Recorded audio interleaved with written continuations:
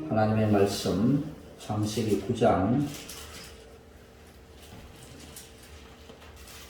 1절에서 7절까지 말씀 교독하겠습니다. 창세기 9장 신약성경 11페이지 1절에서 7절까지. 하나님이 노아와 그 아들에게 복을 주시며 그들에게 이르시되 생육하고 번성하여 땅에 충만하라. 땅의 모든 짐승과 공중의 모든 새와 땅에 기는 모든 것과 바다의 모든 물고기가 너희를 두려워하며 너희를 무서워하니 이것들은 너희의 손에 붙였습니다. 모든 산 동물은 너희의 먹을 것이 될지라 채소같이 내가 이것을 다 너희에게 주노라. 그러나 거기를 그 생명되는 생체 맞지 말 것인가. 내가 반드시 너희의 피 곧 너희의 생명의 피를 찾으리니 짐승이면 그 짐승에게서 사람이나 사람의 형제면 그에게서 그의 생명을 찾으리라. 다른 사람의 피를 흘리면 그 사람의 피도 흘릴 것이니 이는 하나님이 자기 형상대로 사람을 지으셨습니다. 다 함께 너희는 생육하고 번성하며 땅에 가득하여 그 중에서 번성하라 하셨더라. 아멘. 오늘도 하나님의 귀한 말씀의 은혜를 나누는 이런 시간 되시길 바랍니다. 새 언약과 사명이라는 제목을 가지고 함께 말씀을 나누도록 하겠습니다. 우리가 서로 약속을 할 때 취한 행동들이 있습니다. 가장 쉬운 행동들은 손가락 끄는 거죠. 약속할 때 손가락 걸고 그것도 모자라가 엄지손가락 떼고 그 다음에 주먹을 한번 치고 여러 가지 있죠. 뒤집어서 비비고 이렇게 해서 아주 단단히 약속하는 증표로 우리가 손가락을 거는 일들을 하고 있습니다. 그 다음에 우리가 약속을 할 때 중요한 것은 계약서를 쓰는 것입니다. 여러분들 돈을 빌려주고 그냥 믿음으로 이렇게 했다가 낭패를 당한 분들이 있죠. 아주 친한 친구니까 돈 빌려주면 내가 갚겠지 하고 있다가 나중에 난 몰라 이렇게 하는 경우들이 많다는 거죠. 그때는 항상 무엇을 해야 됩니까? 항상 하나 써놔야 됩니다. 내가 얼마 빌려줬다 그렇게 도장 찍고 그 다음에 우리가 집을 사고 팔 때 그때 항상 계약서를 써야 됩니다. 계약서를 써야만이 그것이 나중에 법적으로 문제가 생겼을 때에 중요한 역할을 한다. 그래서 우리는 이미 잘 알고 있는 사실들입니다. 성경에도 언약을 하거나 또 서로 약속을 할 때의 증표들을 많이 보여주고 있는데 제가 성경에서 몇 가지를 한번 예를 들어서 이제 말씀드리겠습니다. 창세기 15장 10절에서 11절까지에는 하나님이 아브라함에게 약속의 땅을 주시겠다라고 할 때에 언약의 증표를 썼는데 아브라함이 그 모든 것을 피하여 그 정관을 쪼개고 그 쪼갠 것을 마주 대하여 놓고 그 새는 쪼개지 아니하였으며 솔개가 그 사책에 내릴 때에는 아브라함이 쫓았더라. 짐승의 배를 갈라가지고 이제 그것을 언약의 증표로 삼은 그런 내용들이 있습니다. 두 번째는 창세기 17장 9절에서 11절까지 말씀해 보면은 하나님께서 아브라함과 언약을 하는데 이제는 후손들이 이제 복을 받고 또 후손이 장대해지는 그 약속을 하는데 할례를 받을 것을 말씀합니다. 이 할례를 받을 때 비로소 이제는 하나님의 백성이 되는 증표가 되어진 것입니다. 그 다음에 세 번째로는 창세기 28장 18절에서 22절에 하나님 야곱이 자기 형 에서를 피해가지고 하란으로 외삼촌 집에 갈 때에 가다가 베델에서 밤에 잠을 자는데 돌베개를 하고 잡니다. 근데 밤에 꿈을 꾸죠. 천사가 사닥다리로 오르락 내려가면서 그런 꿈을 꾸는데 아침에 야곱이 일찍 일어나서 베개하였던 돌을 가져다가 기둥으로 세우고 그 위에 기름을 붓고 그곳 이름을 베델이라 이렇게 했습니다. 그래서 이 성의 본 이름은 루스인데 야곱이 서원하여 가로되 하나님이 나와 함께 계시사 내가 가는 이 길에서 나를 지키시고 먹을 양식과 입을 옷을 주사 나로 평안히 아비 집으로 돌아가게 하시오면 여호와께서 나의 하나님이 되실 것이요 내가 기둥으로 세운 이 돌이 하나님의 전이 될 것이요 하나님께서 내게 주신 모든 것에서 10분의 1을 내가 반드시 하나님께 드리겠나이다 했더라. 그래서 야곱이 아버지 집까지 무사히 갈 수 있도록 세워나면서 자기가 배웠던 돌을 기둥 삼아서 약속의 징표로 삼았습니다. 여호수아 24장 25절 27절에 보면은 여호수아와 백성들이 언약을 맺는데요.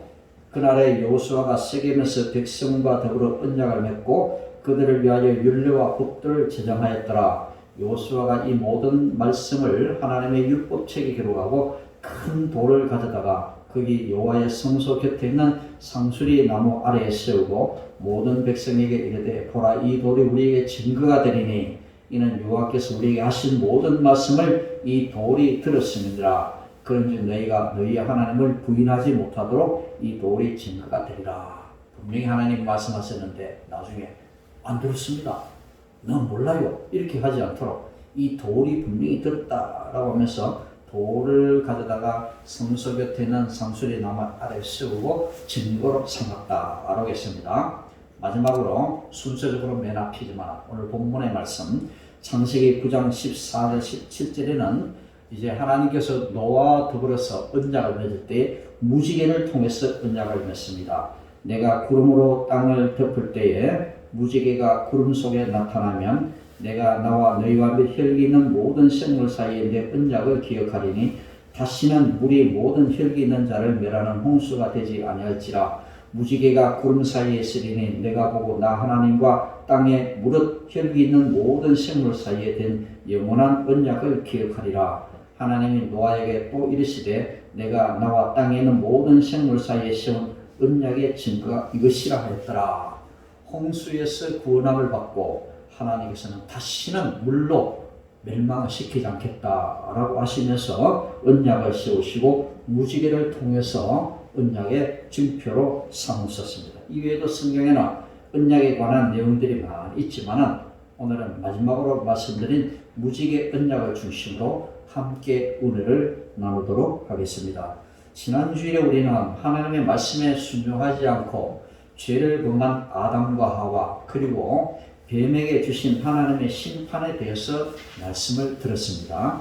그리고 동시에 하나님께서는 결코 우리를 죄 가운데 그냥 버려두시고 멸망 가운데 버려두지 아니하시고 우리를 포기하지 않으시는 분이라는 사실을 함께 배웠습니다. 그래서 마지막에 예수님을 통하여 우리를 구원하신 약속을 미리 해 주셨는데 그것이 바로 3장 15절의 말씀 이제 원보험이라고 그랬죠. 그래서 여자의 후손 예수님을 통해서 구원해 주실 것이라는 것을 먼 옛날 태초에부터 하나님이 그것을 계획하시고 그것을 우리에게 말씀을 해 주셨습니다.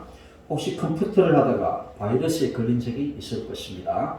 저도 컴퓨터를 많이 쓰다 보니까 바이러스에 걸리기도 하고 바이러스에 걸린 컴퓨터를 가지고 어디 갑니까? 병원에 가죠. 컴퓨터 병원에 갑니다. 그래서 그곳에 가서 이제는 다시 고쳐오기도 하는데요. 때때로 뉴스에서 보면요. 대기업 회사나 컴퓨터가 바이러스에 걸려서 시스템이 마비되었다는 소식이 나오기도 합니다. 이 대기업은 컴퓨터 용량이 굉장히 크죠. 거기 한번 바이러스가 침입해보면 회사 운영에 막대한 차질을 가져오죠. 이렇게 바이러스에 걸렸을 때는 어떻게 하겠습니까?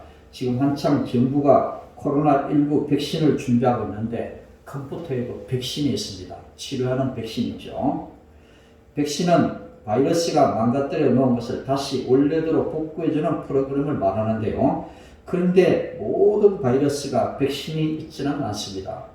그래서 편덤병이나 정말 심각한 바이러스가 걸렸을 때나 할 수 없이 모든 자료를 사용할 수 없어서 삭제를 하고 포맷을 하고 새로 시작해야 되는 그런 경우들이 있습니다. 이 컴퓨터의 바이러스 또 코로나19의 이 바이러스를 말하는데요. 이 바이러스는 우리 눈에 보이지 않는 아주 미시한 생물입니다. 그래서 이 미시한 생물인데요. 우리 인간들이 짓는 죄가 바로 이 바이러스와 같습니다. 눈에 보이지 않는 작은 것이라도 처음에는 아주 작은 잘못이었는데 결국은 이것이 어떻게 해요? 인간을 죽음으로 몰고 간다라는 것입니다. 우리 눈에 보이지 않는 아주 작은 이 생명체가 우리 몸에 들어와가지고 어떻습니까? 우리 몸을 이제 죽음으로 몰아가는 것이죠. 그래서 굉장히 조심을 많이 해야 됩니다. 그래서 세계 53나라 가운데 우리나라가 이제 코로나19의 안전한 나라 12위에 들었다고 합니다. 처음에는 작년에 12월 달에는 4위에 이렇게 올라가 있었는데 자꾸 내려가가지고 이제는 12위까지 내려갔다고 합니다. 최근에 환자들이 많이 생기고 이런 위험한 지역이 되기 때문에 우리나라도 아주 위험한 지역으로 그렇게 분류가 된 것입니다.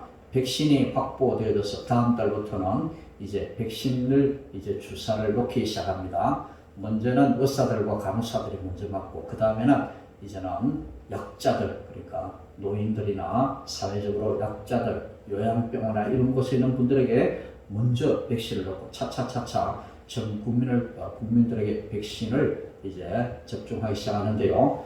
만약에 10명 중에 7명만 백신을 다 맞아도 그때는 이제는 안전하다라고 할 그때가 분명히 옵니다. 그래서 아마 이제 우리가 예측하기로는 올해 한 9월달이나 11월달 사이에 오늘 안전한 그런 때가 되지 않겠나 그렇게 기대를 하고 있는 것입니다. 이 바이러스가 작지만은 얼마나 무서운 존재인지 모릅니다. 눈에 보이지 않는 아주 작은 것이지만 우리 몸속에 들어와서 이제 어떻습니까?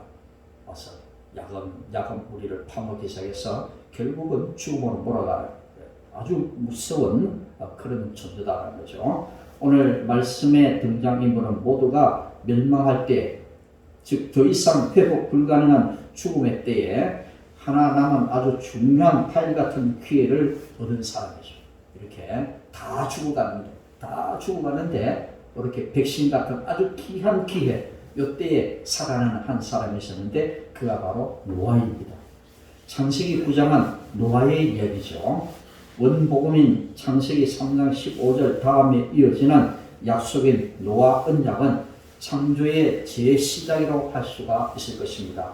창세기 1장에 나오는 생육하고 번성하라는 하나님의 명령이 9장에서 여러 번 언급이 되어지는 것입니다. 그래서 이제 아담 이후로 이제 사람들이 많이 살기 시작합니다. 그때는 초기에는요, 사람들이 오래 사는 사람 959세까지 무드셀라라는 사람이 가장 오래 사는데요. 그래서 노아도 600년이 넘도록 사는데 이렇게 오래 살다 보니까 급속한 시간에 땅의 인구가 굉장히 많이 늘어나기 시작합니다. 아담 하와의 범죄로 인해서 인생이 불행해진 것을 보았음에도 불구하고 사람들은 또 점점 죄를 짓기 시작합니다. 그래서 죄를 짓기 시작하는데 그 죄가 너무 많아서 넘쳐 흘러서 하나님께서 이 세상을 지었음을 후회하시고 이제 이 땅 가운데 홍수로 이 세상을 멸망시킬 것을 원하시고 홍수를 내리기 시작합니다. 그래서 생육하고 번성하여 땅에 충만한 이 축복의 말씀대로 사람들은 점점 많아졌지만 그런데 사람들은 여전히 아담 하와처럼 하나님의 말씀보다 자신들의 생각대로 죄를 지으며 그렇게 살기를 좋아했습니다. 하나님께서 만드신 이 아름다운 세상이 악으로 가득 찬 것을 보셨습니다. 죄가 너무 넘쳐났습니다.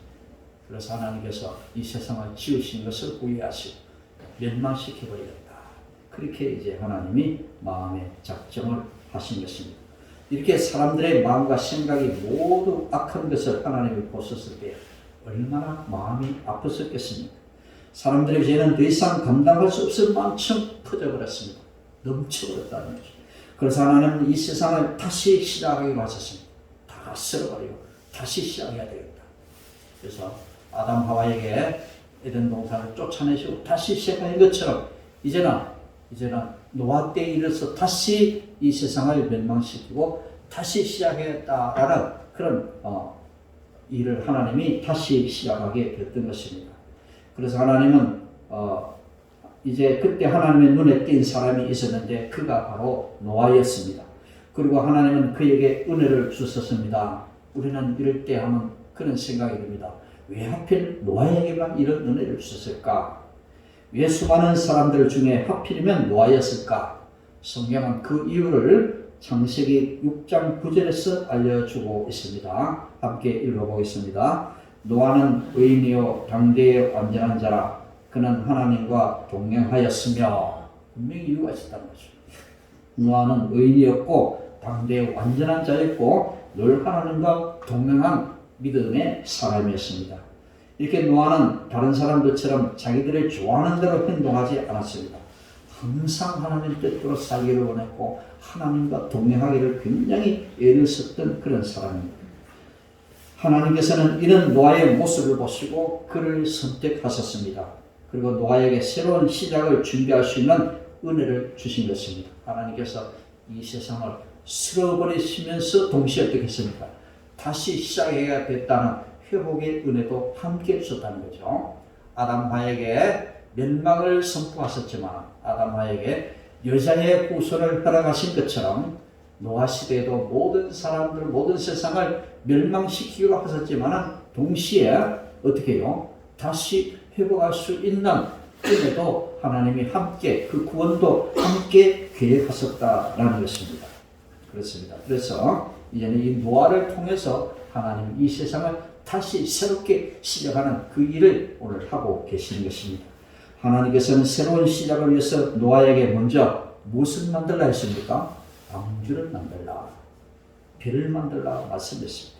그래서 물로 세상을 심판하시기로 계획하셨기 때문에 이제 노아에게 그 심판을 면하기 위해서 너는 방주를 지으라 하나님이 그렇게 명령을 했습니다. 아담의 때와 마찬가지로 하나님은 세상을 심판하시기로 작정하시면서 동시에 구원도 함께 계획하셨습니다. 노아에게 배를 만들라라고 하셨을 때 세상 모든 사람들은 그걸 인정할 수가 없었습니다. 노아도 의심이 들 수가 있었을 것입니다. 그러나 하나님이 말씀하셨기 때문에 현실적으로 이해가 되지 않아도 먼 훗날을 바라보면서 노아는 방주를 만들기 시작했습니다. 그래서 하나님께서는 세상을 심판하시고 작정하시면서 동시에 구원도 함께 계획을 하셨던 것인데 그것이 바로 노아의 방주였던 것입니다. 그런데 노아는 가족과 모든 종류의 동물들이 타야 하는 엄청난 크기의 방주를 어떻게 만들어야 하실까요? 하나님께서 말씀에 순종한 노아에게 방주에 대한 모든 것을 다 알려주셨습니다. 무조건 네 만들라 그렇게 하지 않으시고 하나님 세밀하게 설계를 하셔서 이대로만 만들어라 라고 했습니다. 그때는 이제 배를 만들 때 전부 나무로 만들어야 했습니다.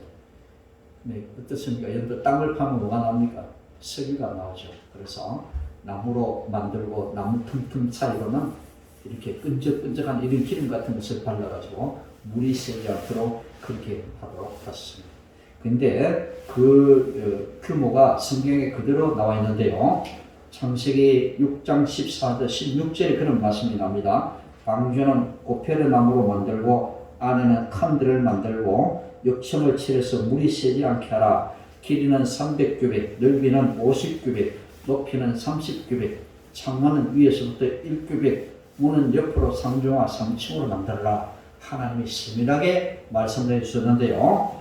길이가 300규빗이면 미터로 하면 135m 정도 됩니다. 그리고 넓이가 50규빗인데 이것은 22.5m 정도 되고 높이는 30규빗인데 이것은 13.5m 정도가 됩니다. 그러니까 3m 정도가 2층으로 본다면 우리가 아파트 4, 5층 높이 정도 되는 아주 큰 배입니다.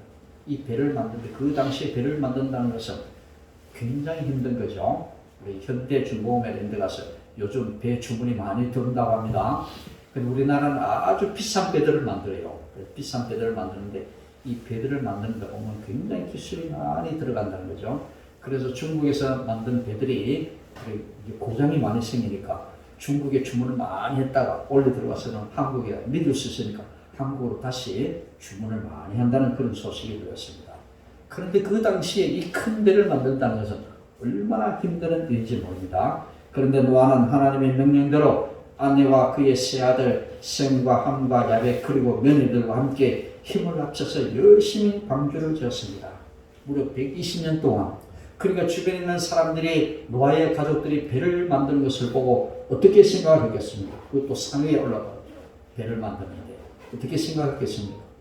미친 사람들 아닌가? 지금 어느 때인데 이 살기 좋은 세상에 왜 배는 만든다고 저렇게 온 가족이 매달려가지고 저렇게 고생을 하느냐? 사람들은 빈정거리고 또 이렇게 손가락질을 했을 것입니다. 그렇지만은 노아의 8식구는 부지런히 이 방주를 만들었던 것입니다. 무려 120년의 세월을 들여가지고 방주를 만들었죠. 지금도 세계 어느 곳에 가면 건물을 짓는, 지금도 100년이 넘게 건물을 짓는 곳도 있더라고요. 아주 훌륭한 건물을 짓는 굉장히 시간이 많이 걸리죠. 한 세대가 지나가고 다음 사람들이 이어받아서 한 건물을 지어가는데 그렇습니다. 그때는 사람들의 수명이 길었기 때문에 다음 세대가 짓는 것이 아니라 노아의 생전에 노아의 가족들이 120년이 걸려서 이 방주를 만들었던 것입니다. 드디어 방주가 완성이다 하나님께서 말씀하십니다. 창세기 6장 19절에 혈육 있는 모든 생물을 너는 각기 암수 한 쌍씩 방주로 이끌어들여 너와 함께 생명을 보존하게 하라. 배가 비록 크기는 하지만 어떤 사람들은 말합니다. 그건 거짓말이다. 그 좁은 곳에 어떻게 많은 동물들이 암수 한 쌍씩 다 들어갈 수 있느냐? 그것은 거짓말이다. 지어낸 이야기다. 그렇게 이야기를 하게 됩니다.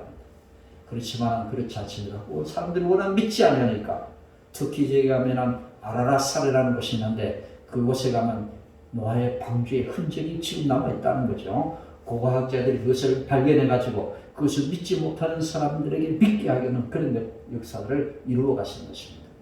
어떤 사람들은 말합니다. 이 홍수의 이야기는 성경에만 나와 있는 것이 아니라 바벨로니아 문명에도 이런 이야기고 세계 여러 나라 가운데 이런 비슷한 사례가 있기 때문에 성경의 이 노아 홍수도 가짜다라고 말하는 사람이 있습니다. 사람들이 믿지 않으니까 고고학자들이 아라라산에서 그런 방주의 흔적을 찾아내가지고 이 사실은 역사적인 사실이다 그렇게 증거를 하게 되었던 것입니다.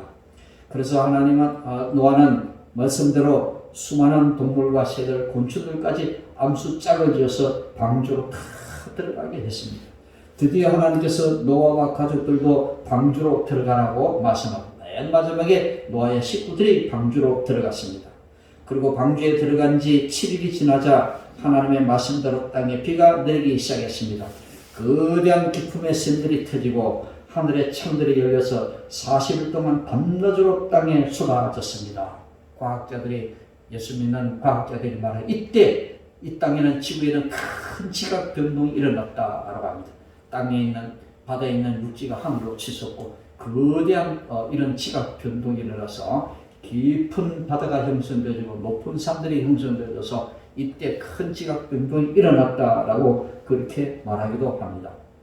그래서 지금도 높은 산들에 가면 조개 껍질들이 지층에 발견되기 그런 일도 있는데 바로 그 지층에 있는 그 땅이 바로 옛날에는 바닷속에 있었다는 것을 증명하고 있는 것입니다.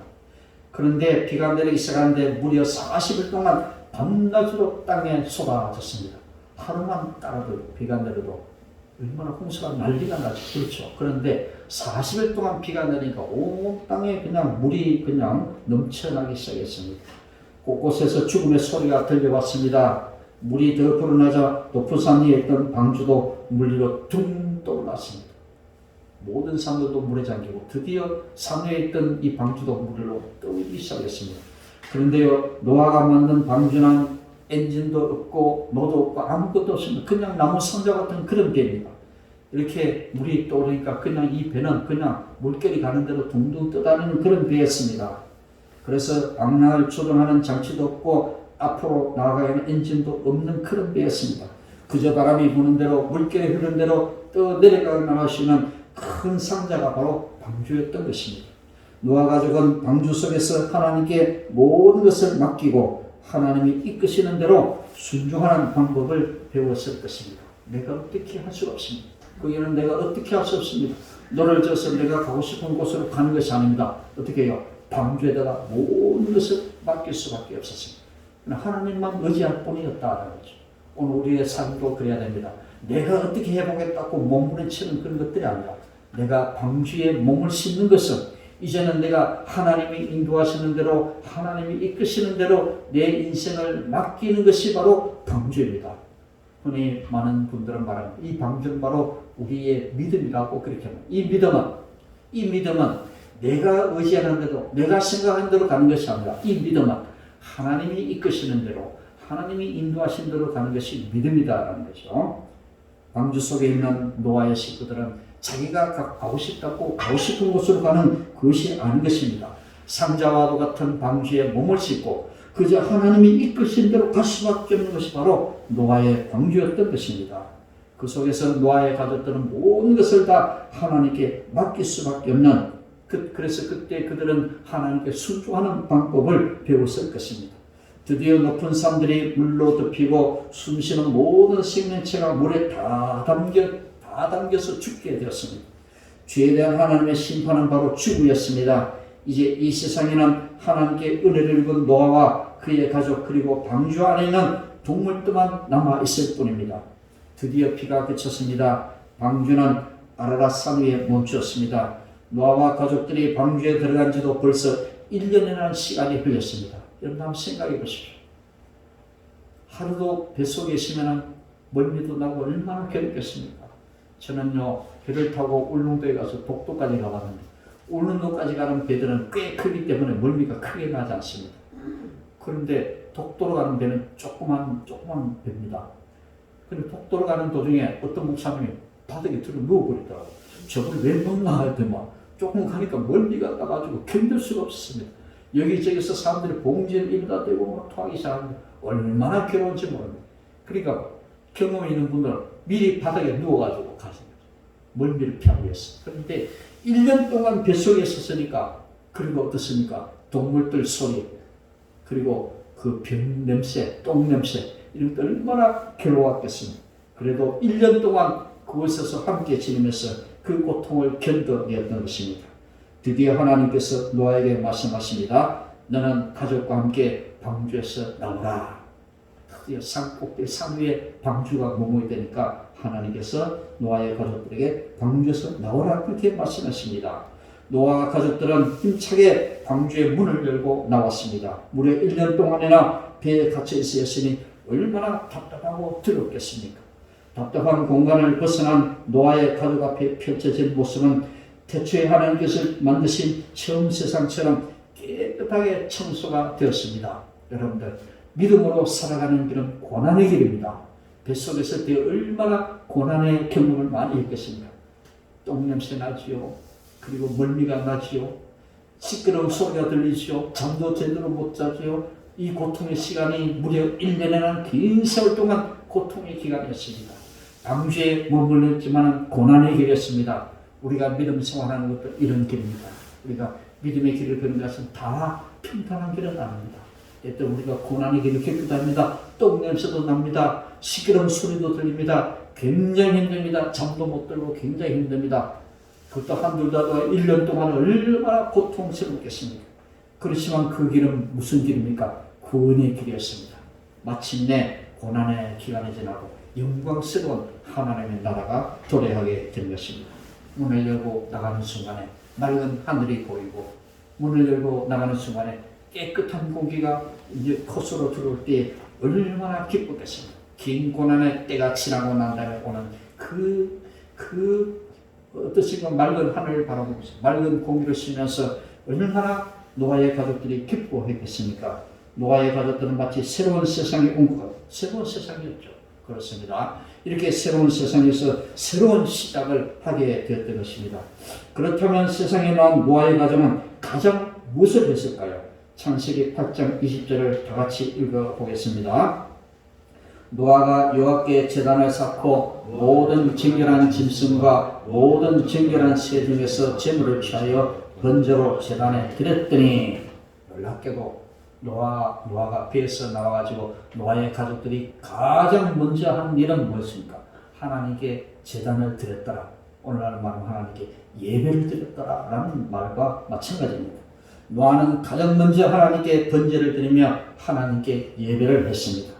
하나님께서 이렇게 아름다운 세상을 만드시고 세상을 다스리고 정복하라는 명령을 주셨는데 사람들은 주인 되시는 하나님을 잊어버리면서 그렇게 살아왔습니다. 노아는 다시 기회를 주시며 구원의 은혜를 베풀어 주신 하나님께 감사를 했습니다. 모든 세상이 멸망하는 가운데 선택받은 사람들이 구원을 얻게 되었습니다. 예수님이 말씀하셨죠. 마지막 때에 하나님이 우리를 보시고 믿는 자를 보겠느냐라고 하신 것처럼 세상 모든 사람들이 멸망하고 오직 노아 가족들만 구원을 얻는 것을 가르쳐서 마지막 때에 믿는 자를 보겠느냐. 우리는 이 말씀 가운데서 우리의 옷깃을 여겨야 되겠습니다.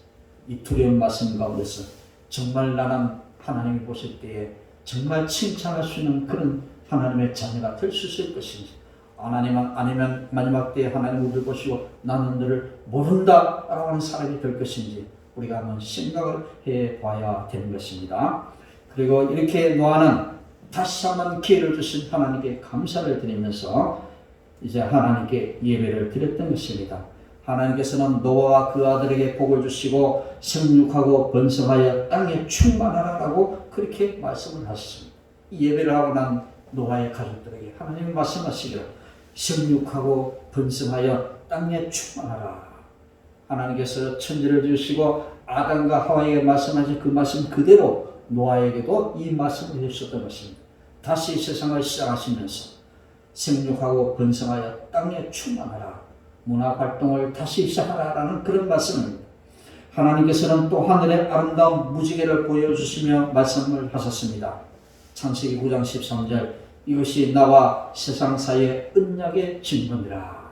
하나님 무지개를 통해서 언약의 증표를 보여주셨던 것입니다. 무지개를 다 보신 적 있겠죠.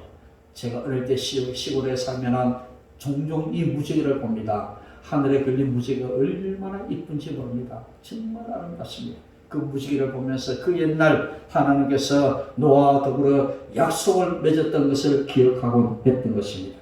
하나님이 이제 더 이상 이 세상을 물로 심판하지 않을 것을 약속하셨습니다. 노아의 가족들에게 하나님이 이끌어 가시고 다스리시는 이 세상이 다시 죄로 가득하지 않도록 지키고 보존해야 할 사명을 노아에게 주셨던 것입니다. 교회발 코로나19 확진자가 속출하자 지금은 교회가 위기를 맞고 있습니다.